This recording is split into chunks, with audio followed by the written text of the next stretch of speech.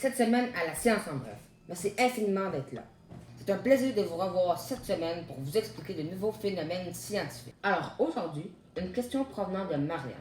Pourquoi n'avons-nous toujours pas colonisé une autre planète? Une très bonne interrogation à laquelle Dr Pichon nous éclairera sur le sujet. Bonjour Dr Pichon, c'est un plaisir de pouvoir vous parler aujourd'hui. Le plaisir est pour moi. Alors des gens ont des questions sur la colonisation outre-Terre. Une de ces personnes, Marianne, nous a posé la question suivante. Pourquoi n'avons-nous toujours pas colonisé une autre planète? Alors, pour répondre à la question de Marianne, un des premiers critères est le fait qu'il faut qu'il y ait de l'eau liquide sur la surface de la planète. Si la température est trop chaude, cela va rendre l'eau gazeuse et donc ça veut signifier aussi le fait que l'être humain ne pourra pas nécessairement y vivre. Même chose dans le cas contraire, où est-ce qu'on parlerait de l'eau glacée, ça voudrait sûrement dire qu'on atteindrait des températures qui sont beaucoup trop froides pour l'être humain.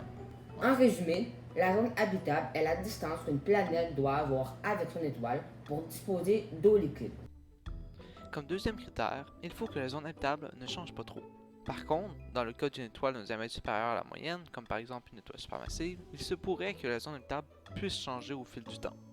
Pour faire simple, dans l'espace, tous les astres lumineux, comme le Soleil, plus ils sont petits, plus ils durent longtemps.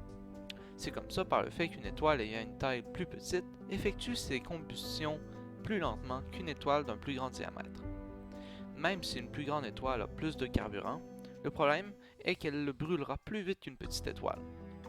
Effectivement, malgré qu'elle brûle son carburant plus rapidement, cela reste qu'une étoile de grande taille peut durer plus de 50 millions d'années. Par contre, puisqu'une étoile brûle son carburant au fil du temps et non d'un seul coup, les grosses étoiles diminueront de taille au fil du temps, rendant la zone habitable de plus en plus rapprochée de l'étoile. Le problème étant que les planètes, elles, ne bougeront pas et pourraient, dans certains cas, sortir de la zone anciennement habitable. En d'autres mots, il faudrait une petite étoile pour que la zone habitable change le moins possible au fil du temps. Comme dernier critère, il faut que la planète ait une masse assez conséquente. Alors, avant d'aller plus loin, il faut déjà se poser une première question. Qu'est-ce que la masse? Effectivement, plusieurs personnes se trompent entre la masse et le poids, étant deux choses très distinctes. Pour la comparaison, la masse est simplement l'unité de mesure que l'on utilise pour définir la quantité de matière dans un objet. Le poids, lui, se définit comme étant la force avec laquelle la Terre, ou tout autre astre, nous attire vers elle. Entre autres, l'unité de cette force est le Newton. Où est-ce qu'il faut y voir une différence? C'est que la masse, c'est une unité de mesure qui est universelle, donc elle sera la même partout où est-ce qu'on va être, qu'on soit sur Mars ou sur Terre. Par contre, le poids, lui, il peut varier parce que le poids se calcule à partir de la force avec laquelle l'astre dont on parle nous attire vers elle. Comme comparaison, si on prend une personne qui pèse 50 kg sur Terre et qu'on la compare avec une personne qui pèse 50 kg, donc la même personne sur Jupiter, on peut y voir une différence par le fait que Jupiter a une beaucoup plus forte gravité que celle de la Terre. Alors si on fait un calcul rapide qu'on peut trouver sur HelloProf, sur Terre cette personne pèserait 490 newtons, alors que sur Jupiter, la même personne avec la même masse pèserait 1239,5 newtons.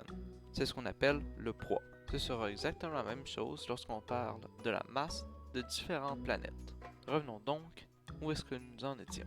Si elle n'en a pas une, cela pourrait créer de multiples problèmes, comme par exemple le fait qu'elle n'ait pas de gravité et donc que les gaz présents sur la planète s'échappent. Deuxièmement, ça pourrait aussi créer le problème qu'il n'y ait pas d'activité météorologique, donc comme par exemple des volcans, qui permettraient de faire monter des ressources présentes dans la Terre à la surface, comme par exemple le CO2 qui composerait la couche d'ozone.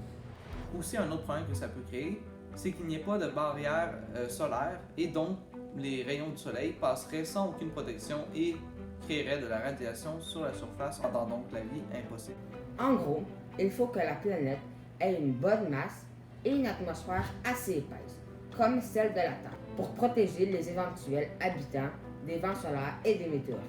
Vous savez maintenant les principaux critères qui sont requis pour la colonisation d'une planète. Alors, il faut une zone habitable stable, il faut une planète avec une certaine masse et une étoile capable de brûler le plus longtemps possible.